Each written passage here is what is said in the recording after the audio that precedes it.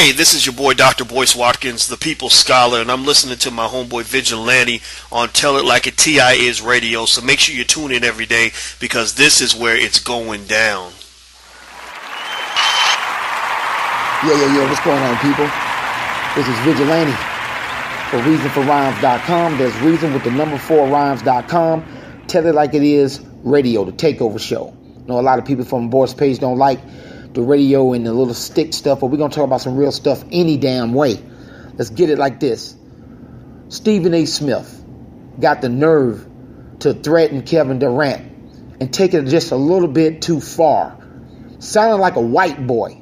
Sound like somebody who takes his little power and talking about he's going to follow him around and talking about he can sit around for 10 minutes and find out everything. What are you insinuating, Stephen A. Smith? All of a sudden now, you Mr. Big Wig, you Mr. Big since ESPN has cut your nuts off, made you apologize, stop you from being who you used to be when you was doing Quite Frankly Speaking.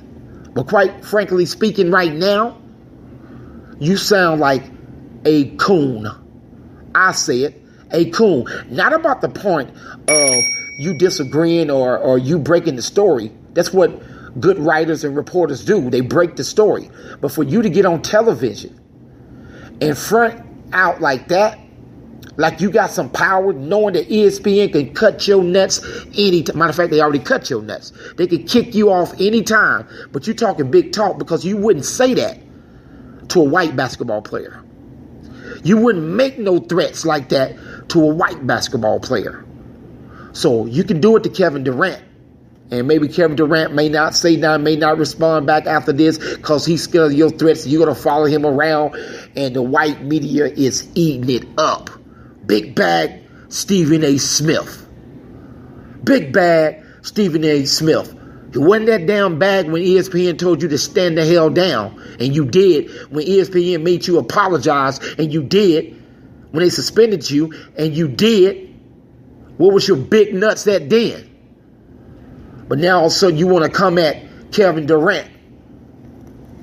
You took it too far, bro. You took it too far. Now everybody going the threats that Stephen A. Smith said. What you trying to say? You know something on him? That's what you saying? You spoke boldly. Boldly. Like you knew something, bro. Like you bad. So if he see you somewhere and beat your ass, what you gonna do then? I mean, it's like slavery or a good cop, bad cop, the black cop showing out for the white cop.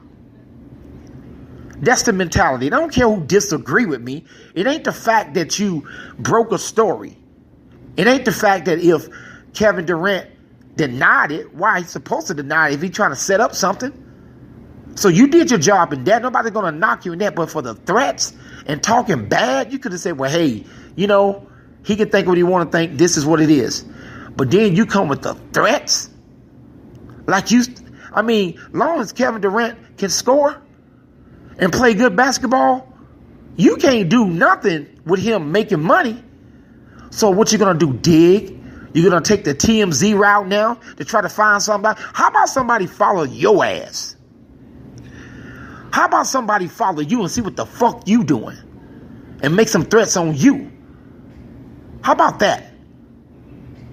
I mean, man, hey, nobody's going to never diss your pen game when you was working in Philadelphia. When you did Quite Frankly Speaking. And even some of First Take, even though Michael Dyson did sun your ass. Now all of a sudden you want to come after Kevin Durrant. I would love to see you go after a white football player, basketball player the same way and make them same threats. I would love to see you. Let's see what ESPN show that shit 1,000 times. Let's see what they do that 1,000 times. It's one thing when you're talking about us. It's another thing when you're talking about somebody else and they already proved that to you. You know what I'm saying? It's crazy to me, man. You get a smack for that. And another smack for that. Back to back. Damn y'all if you don't like these smacks. I'm telling the truth right now. So, That's what I'm saying. We are so bold against each other. We are so fucking bold when it comes to taking our own people and smacking them around in front of white folks. We're so bold with that. You hear them all the time talking about, I don't give a damn what nobody think. You see the same thing on what Steve Harvey said. When they say, I don't give a damn what nobody think, what they saying is, I don't care if black people get mad anyway. I'm going to say what I say, but you don't do the same thing. I never heard them say, I don't give a damn what white people say. So who's putting the battery in your back, Stephen A. Smith? Who's putting that battery in your back?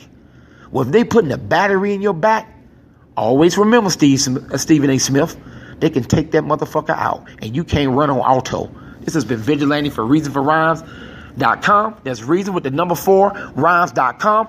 And my show, Boris Watkins fans, my show, Tell It Like a T.I. is.